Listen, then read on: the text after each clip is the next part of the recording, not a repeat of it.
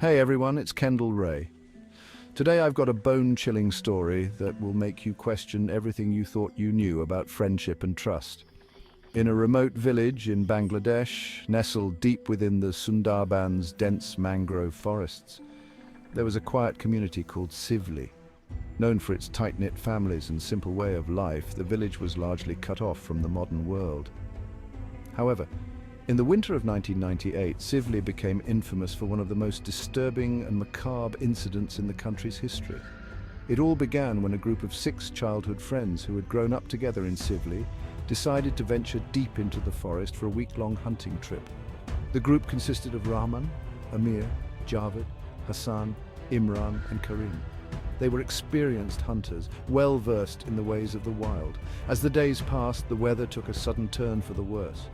Heavy rains and powerful winds swept through the forest, causing the hunters to lose their way. Their supplies dwindled rapidly, and the once familiar paths became treacherous mazes of mud and fallen trees. Days turned into a week, and the men grew desperate. With no food and no way to signal for help, the friends began to argue. On the 7th night, when the cold and hunger had reached unbearable levels, a terrible idea took root among them. An idea that would forever stain their souls. It was Javed who first suggested it, his voice trembling as he spoke. "We need to survive," he whispered, his eyes hollow with desperation. "One of us must be sacrificed."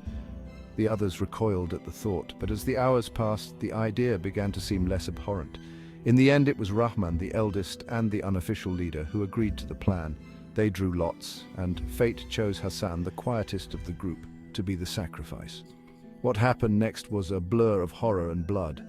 The men, driven mad by hunger, killed their friend and consumed his flesh. The act bonded them in a way that was beyond understanding, a shared secret of unspeakable darkness. The next morning, the rain stopped and the skies cleared. The path home became visible again, as if nature itself was condemning their crime by mocking their newfound clarity. They buried what remained of Hassan and silently made their way back to the village, each man haunted by the memory of what they had done. Upon their return, the villagers immediately noticed something was wrong. The men who were once jovial and full of life were now gaunt, haunted shadows of their former selves. Weeks later, an old woman from the village, known for her ability to see into the hearts of men, confronted the group. She accused them of cannibalism, her eyes blazing with righteous fury.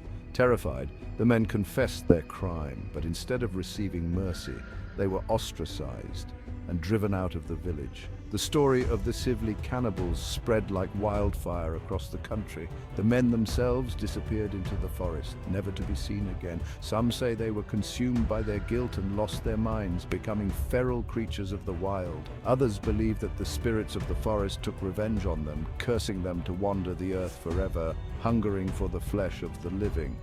The Sivli case remains one of the most chilling tales of survival and the depths to which humanity can sink when pushed to the edge. So, what do you think about this shocking case? Let me know in the comments below.